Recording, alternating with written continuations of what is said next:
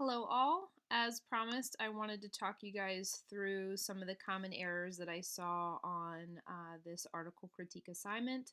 At this point, I have graded those materials that have come in. I'm still missing, I believe, 3 student papers. So remember, I wrote this in the announcements on Blackboard. If you did not turn in a rough draft, it is 10 points off the final copy. So bear that in mind. However, I would at least like to see something from those of you who have not submitted materials so that I can provide some feedback to you. Couple things that I would highly suggest that you take notes. I'm going to have 8 separate things that I talk about here. First, make sure that the titles of all journals are italicized. You do not put quotation marks around those. So something like the Journal of Gender and Sexuality, that title would be italicized. Titles of articles within journals, that is where you place the quotation marks. So something like, the identity of the narrator in My Papa's Waltz. That would have quotation marks around it.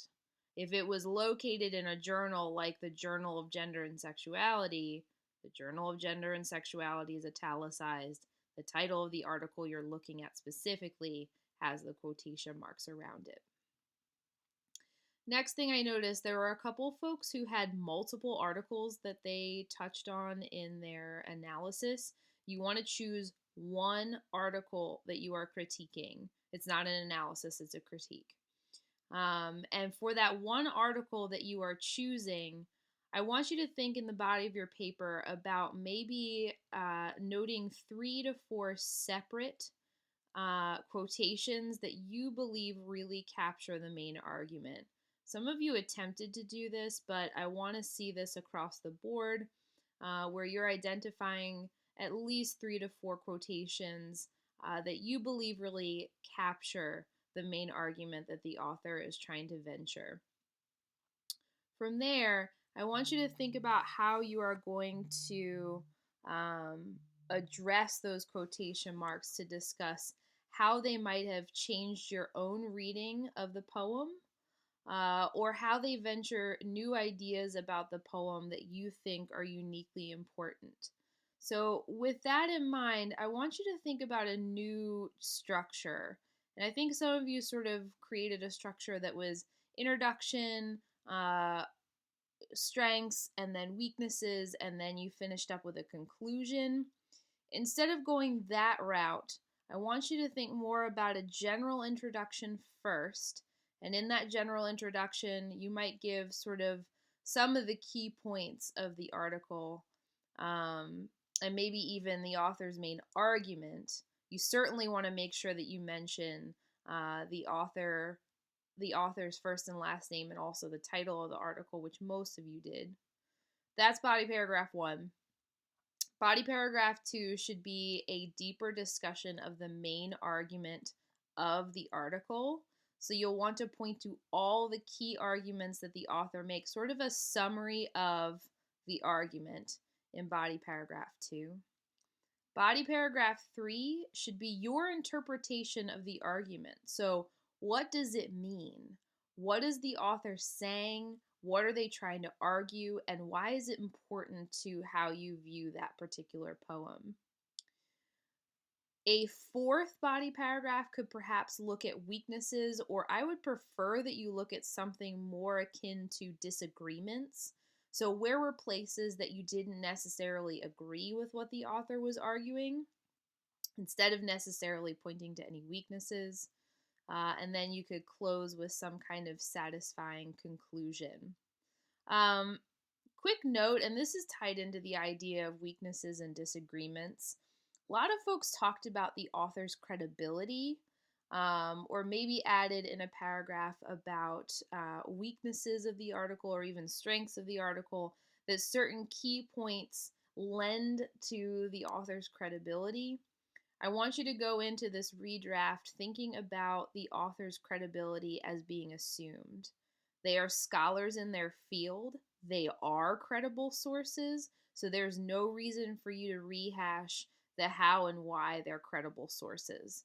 Their material has been vetted by other scholars in the field. Therefore, they're materials that we can trust and believe.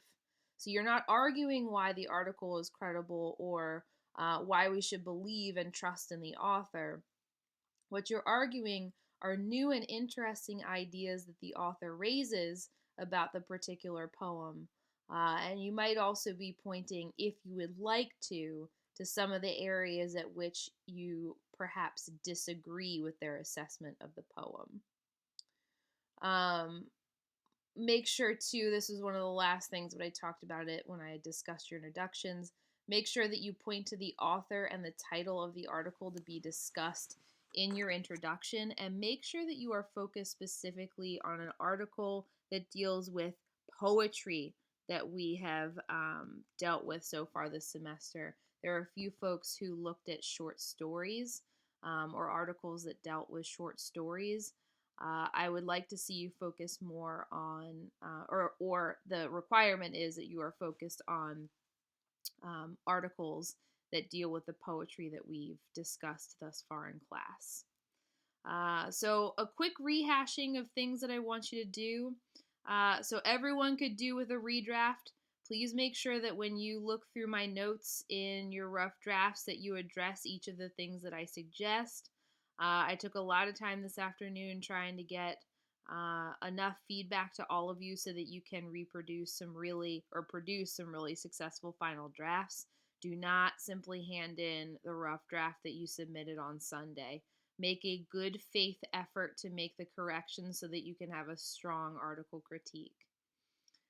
Make sure that you're focused on only one article for this critique. And I want you to redraft thinking about these questions like, how does this article impact the way that you read the poem?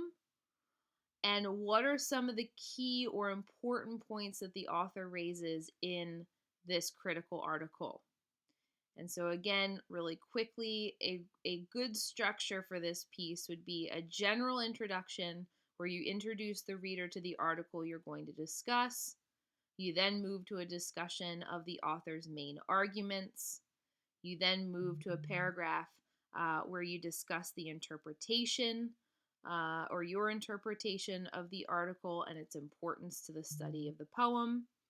And then, if you would like, you can have a paragraph where you discuss places at which you disagree, and then complete your paper with a satisfying conclusion. In your conclusion, if you're struggling with that, you might want to think about suggesting different places for further research, or maybe you can point to things that you wish that the author had discussed in greater detail, or maybe places that you feel the author could have expounded more deeply. I will be on the Zoom call tomorrow from 11:15 to 12:10.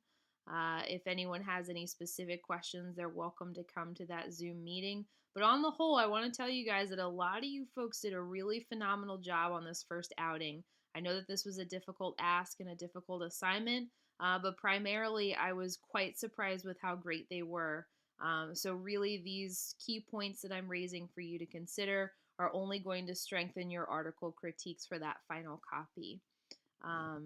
So again, if you have any questions, I will be on the Zoom call. If you would like to speak with me in private, I can also be reached on that Google Voice number, either via text or regular voice call. You can also feel free to send me an email.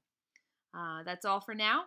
And your only work for today is to watch this video and then start the work on the redraft of this article critique. Talk to you soon. Bye.